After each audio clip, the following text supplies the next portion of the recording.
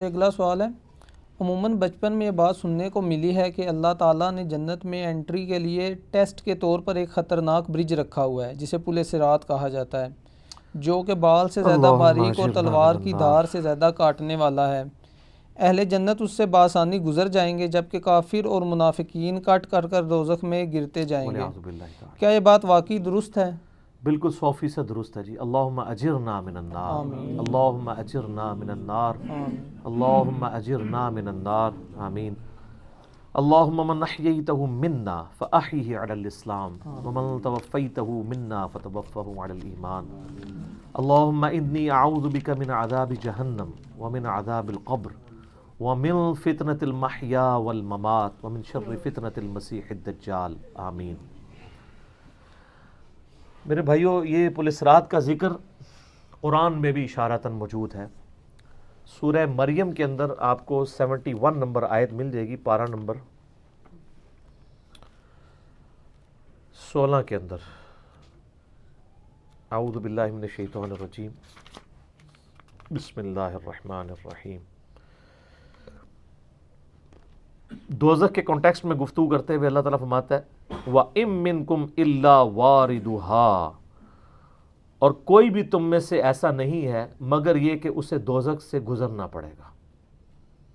کان علی ربہ حتما مقضیہ، یہ تمہارے رب کی طرف سے تقدیر میں شدنی بات ہے، یہ ڈیسٹنی تمہارے لیے مقرر ہے کہ تم سب کو آگ کے اوپر سے گزرنا پڑے گا، چاہے کوئی جن ہے، انسان ہے، وہ پیغمبر ہے، صحابی ہے، تابعی ہے، نیک ہے، بد ہے، سب کو ایک دفعہ گزرنا پڑے گا۔ پھر کیا ہوگا؟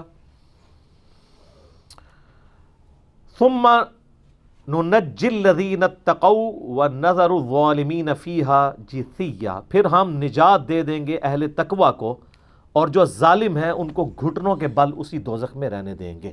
والعیاذ باللہ تعالی۔ اللہم اجرنا من النار، آمین۔ بخاری مسلم میں کئی ایک احادیث ہیں پل صراط کے حوالے سے۔ ایک وہ حدیث جو بخاری اور مسلم دونوں میں موجود ہے، اللہ کے محبوب صلی اللہ علیہ وآلہ وسلم فرماتے ہیں کہ قیامت والے دن اللہ تعالیٰ جہنم کے دونوں سروں پہ ایک پل رکھے گا، یعنی جہنم کو پار کرنے کے لیے ایک بہت بڑا پل رکھے گا۔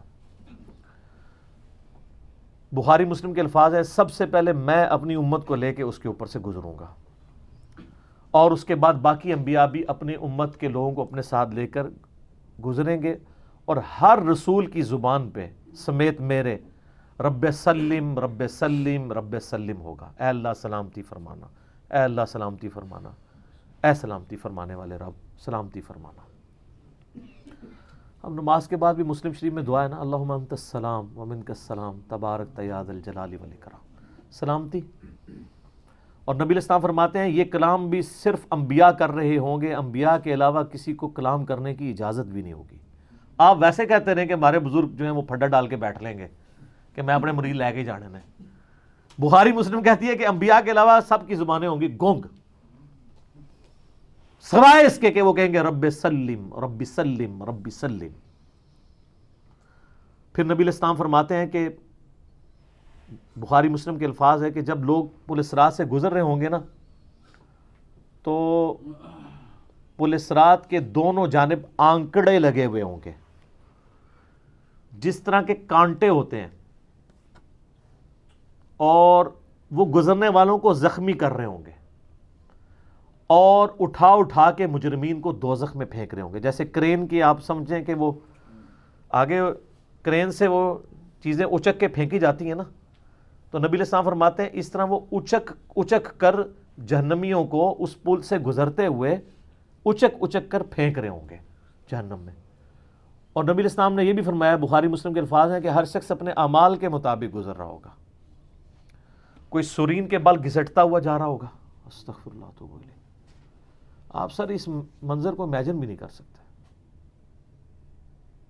یہاں تو کہتے ہیں لوگ جو کچھ بھی ہیں تیرے محبوب کی امت سے ہیں، تو وہ امت کون سی ہے جو گزر رہی ہوگی؟ وہ آپ ہی لوگ ہی ہیں، ہم لوگ ہی ہیں۔ اللہ تعالیٰ سلامتی کے ساتھ ہمیں گزار دیں، آمین۔ آپ علیہ السلام فرمایا کہ بعض لوگ جو ہیں وہ یعنی تیز رفتاری سے گزر رہے ہوں گے، بعض گھسٹ کے، اپنے اعمال کے مطابق گزر رہے ہوں گے، اور پھر لوگ کٹ کٹ کے دوزخ میں گر رہے ہوں گے. بخاری مسلم کے الفاظ ہیں، اس پل سے کٹ کٹ کے دوزخ میں گر رہے ہوں گے، پھر وہ دوزخ میں رہیں گے یہاں تک کہ اللہ تعالیٰ ان کے لیے کوئی فیصلہ فرما دے. وَلِعَوْذُ بِاللَّهِ تعالیٰ، اللہ تعالیٰ کی پناہ. اللہم اجرنا من النار، آمین ثم آمین. صحیح مسلم میں ایک حدیث ہے، ابو سعید خدری کہتے ہیں کہ ہمیں یہ بات بھی پہنچی ہے کہ وہ پل جو ہے وہ تلوار کی دھار سے زیادہ تیز اور بال سے زیادہ باریک ہوگا. یہ الفاظ بالکل صحیح ہیں صحیح مسلم کے اندر. تو اس پل سے تو کوئی بندہ مہارت کے ساتھ بھی نہیں گزر سکتا، کوئی چائنی بھی نہیں گزر سکتا. وہ جو تو یہ اس کے اوپر سے گزرنا ایک معجزے والا معاملہ ہی ہوگا جس کو اللہ تعالیٰ نجات دے گا. اور یہ جو میں نے آیت پڑھی نا سورہ المریم کی آیت نمبر 71، اس کے کانٹیکسٹ میں کتاب التفسیر چیپٹر میں امام ترمذی اسی آیت کو ہیڈنگ بنا کے نا اس کے نیچے ایک حدیث لے کے آئے ہیں. یعنی یہ جو میں نے کہا نا قرآن میں پل اسرات کا ذکر ہے، امام ترمذی کا بھی یہی فہم ہے.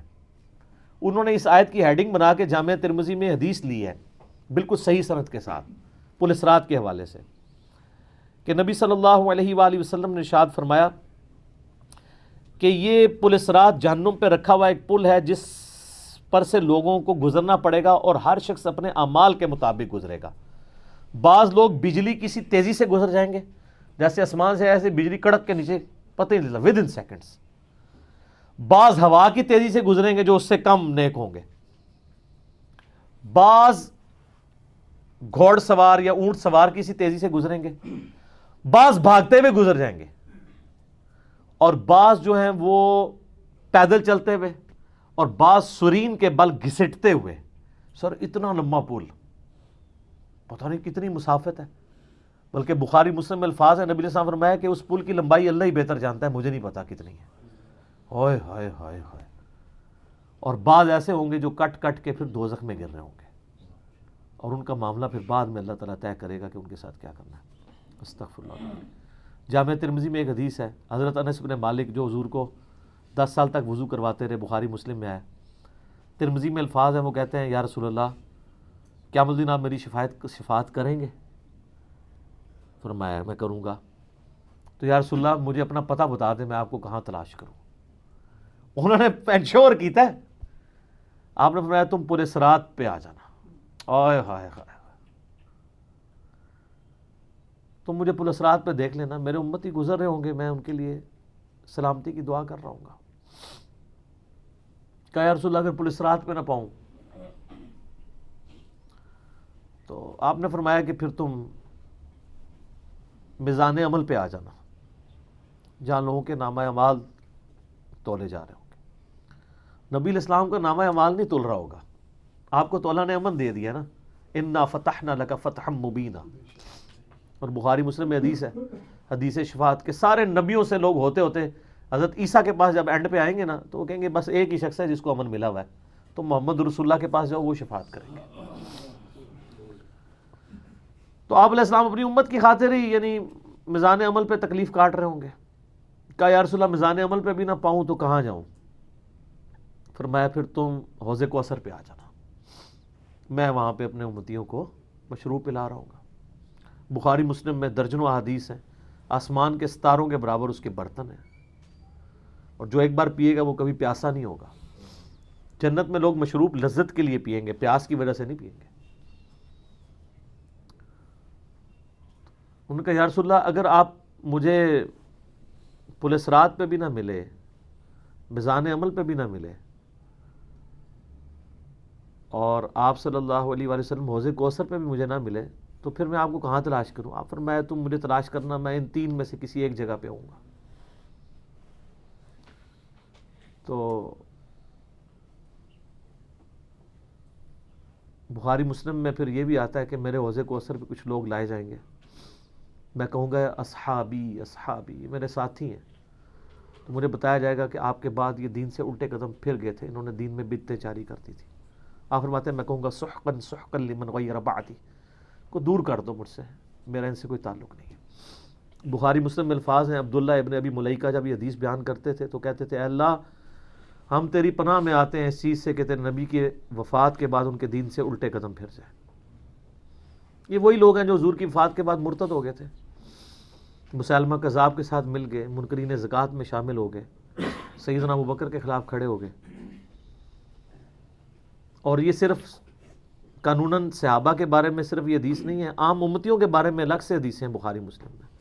یہ نہ سمجھیں کہ پچھلے لوگوں کے لیے، قیامت تک کے لیے جن لوگوں نے دین میں بدعتیں جاری کی ان کے لیے حدیثیں ہیں. اس میں امتی کے الفاظ بھی ہیں، وہ بھی بخاری مسلم میں. اور امت کیا کر رہی ہے؟ صحیح مسلم میں حدیث ہے، نبی علیہ السلام ایک دن اتنا روئے اور ساتھ ساتھ آیتیں پڑھ رہے ہیں قرآن کی. پہلے آپ نے سورہ ابراہیم کی وہ آیت پڑھی جس کا ترجمہ یوں ہے کہ ابراہیم علیہ السلام کہتے ہیں اے اللہ شیطان نے کتنے لوگوں کو بہکا دیا، تو جو شیطان کے رستے پہ چلا میرا اس سے کوئی تعلق نہیں ہے، یعنی اعلان برات کر دیا اپنے ماننے والوں سے. پھر آپ نے سورہ مائدہ کی وہ آیات پڑھی جس میں حضرت عیسیٰ علیہ السلام کی اور اللہ کی قیامت کے دن گفتگو ہوگی. اس میں عیسیٰ ابن مریم کہیں گے اے اللہ جب تک میں ان میں موجود تھا میں ان پر گواہ تھا، جب تو نے مجھے اٹھا لیا پھر تو اور تیری مرضی ان کو عذاب دے یا چھوڑ دے. اعلان برات. پھر حضور نے کہا کہ یا اللہ ابراہیم نے بھی اپنی امت سے اعلان برات کر دیا، عیسیٰ نے بھی کر دیا، لیکن میں کہتا ہوں میری امت. آئے ہائے. صحیح مسلم کے الفاظ ہیں، حضرت جبرائیل علیہ السلام آئے اور کہا کہ اللہ نے مجھے آپ کی طرف بھیجا ہے اور کہا کہ میرے محبوب سے پوچھو کہ اس کو وہ کون سی چیز ہے جو غم زدہ کر رہی ہے. حالانکہ اللہ کو سب کچھ پتا تھا. آپ نے فرمایا میری امت. تو جبرائیل علیہ السلام نے پھر اللہ کی طرف سے بشارت دی کہ نبی علیہ السلام کو کہ اللہ تعالیٰ فرماتا ہے کہ اے نبی آپ غم زدہ نہ ہو، ہم آپ کو آپ کی امت کے معاملے میں قیامت والے دن رسوا نہیں کریں گے. تو سبحان اللہ تو ہم پڑھتے ہیں لیکن ہمارے ایسے کرتوت نہ ہو کہ سحقن لمن غیر آبادی نہ ہو جائے کہیں، سحقن لمن بدل آبادی نہ ہو جائے کہیں. یہ بھی تو چانسز ہے. استغفر اللہ واتوب الیہ. نبی علیہ السلام نے تو اپنی محبت کا حق ادا کر دیا. اور مسلم شریف میں حدیث ہے قیامت کا دن وہ ہے کہ جب ابراہیم علیہ السلام بھی میری طرف متوجہ ہوں گے. جس دن کوئی بھی اللہ کی بارگاہ میں کلام کرنے والا نہیں ہوگا، میں ابراہیم علیہ السلام کی سفارش بھی میں کروں گا. حضور کی سفارش کے بعد انبیاء کو بولنے کا موقع ملے گا. اسی پہ وہ اعلیٰ حضرت کا شعر ہے نا، وہ جہنم میں گرا ان سے جو مستغنی ہوا، ہے خلیل اللہ کو حاجت رسول اللہ کی. بل ہم شعر کہہ سکتے ہیں، ہم محبت کے لیے نعرے مار سکتے ہیں، لیکن نبی علیہ السلام نے جو امت کو تعلیمات دی تھیں حجۃ الوداع کے موقع پر، غدیر خم کے موقع کے اوپر، امت نے کسی ایک وصیت کا بھی پاس نہیں کیا. اب یہ ایک دردناک ٹاپک ہے، جتنی مرضی بات کی جائے نہ ختم ہونے والی ہے. بس اس کو اسی پہ کنکلوڈ کرتے ہیں کہ اللہ تعالیٰ قیامت والے دن ہمیں اپنی رحمت کاملہ سے اپنے محبوب صلی اللہ علیہ وآلہ وسلم کی شفاعت کے ساتھ قیامت کی ساری ہولناکیوں سے بلا حساب و کتاب جنت میں داخلہ عطا فرمائے. آمین ثم آمین.